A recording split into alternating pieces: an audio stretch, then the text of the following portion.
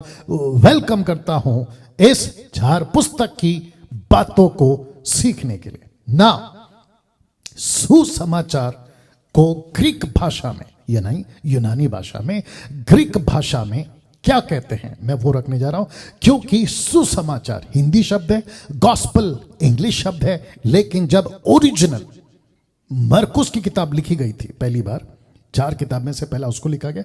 ऐसे बहुत सारे स्कॉलर्स कहते हैं, मैं इसके ऊपर कोई डंका की चोट पे थप्पा नहीं मार रहा हूं, ठीक है ना, या जो मैं हिस्ट्री पढ़ रहा हूं वही आपको बता रहा हूं।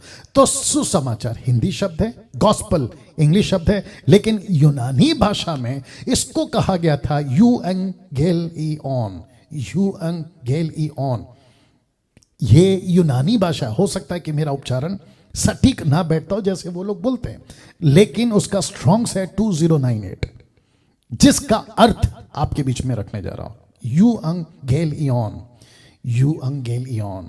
वाह, बहुत प्रैक्टिस की थी मैंने इसकी।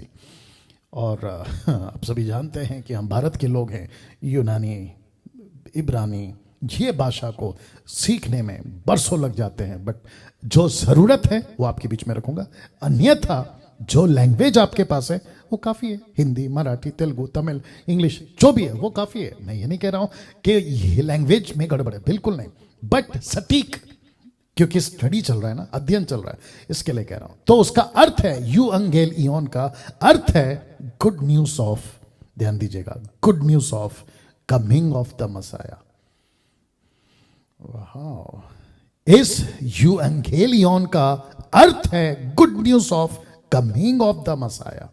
तो जिस मसीहा का यहूदी, शास्त्री, फरीसी, उस वक्त का राजा हेरोदेस, उस वक्त के जितने भी एम्परायर थे, किंग्स थे, प्रॉफिट्स थे, ज्योतिष थे, जो भी म्यूजिशियंस थे, वो सब वेट कर रहे थे कि मसीहा आएगा, मसीहा आएगा, मसीहा आएगा। तो सुसमाचार को, गॉस्पल को ग्रीक भाषा में कहते हैं यूएंगेलिओन, जिसका अर्थ है good news of coming of the Messiah. But इसका वचन आपके बीच में रख रहा हूं, फिर आगे आऊंगा। मरकुस 1:1, the book of Mark chapter 1 verse 1, देखो क्या लिखा है कि परमेश्वर के पुत्र, पहला शब्द है, याद रखिएगा, यह पहला ही वचन है, परमेश्वर के पुत्र यीशु मसीह के सुसमाचार का आरंभ। इसका मतलब है कि यीशु को यीशु नहीं कहा है, यीशु को यीशु मसीह का है, Jesus Christ, the gospel, the beginning of the gospel of Jesus Christ. क्या बात है दोस्तों।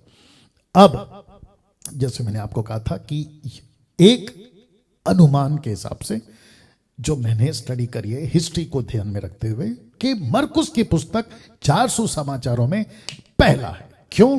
क्योंकि इसमें जियोलॉजी, वंशावली नहीं है, इसमें ज्यादा डिटेल नहीं है। इसको कहते हैं, ये 4 किताबों का ये एक्शन बुक है। एक्शन बुक समझते हैं, टक टक टक टक, मतलब यहां वहां की बातें नहीं, सीधा एक्शन। ओके, तो जिसके चलते, और इस पुस्तक की चैप्टर्स भी बहुत कम है, मतलब सबसे छोटा पुस्तक है compare to other 3 books. Okay, वाह।